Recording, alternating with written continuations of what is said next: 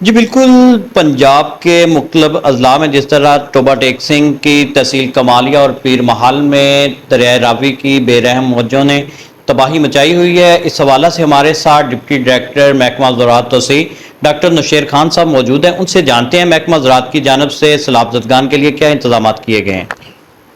بسم اللہ الرحمن الرحیم۔ ہم نے سیلاب سے متاثرہ لوگوں کے جانوروں کے لیے چار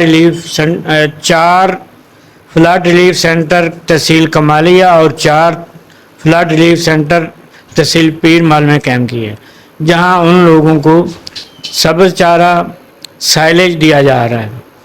ہم لوگ نہ صرف ان کو موقع پہ سائلیج فراہم کر رہے ہیں، بلکہ جہاں جہاں انہوں نے دور باندھ پہ بیٹھے ہوئے ہیں، جانور باندھے ہیں، وہاں تک رسائی حاصل کرنے کی کوشش کر رہے ہیں۔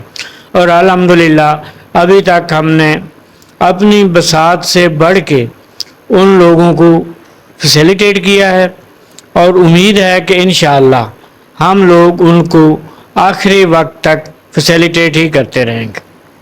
جی بالکل، آپ نے ڈپٹی ڈائریکٹر ڈاکٹر نشیر خان صاحب کی گفتگو سنی۔ ان کا کہنا ہے کہ ہم سے جتنا بھی ہو سکا ہم سیلاب زدگان کے لیے چارہ اور سائلیج کا اہتمام کر رہے ہیں۔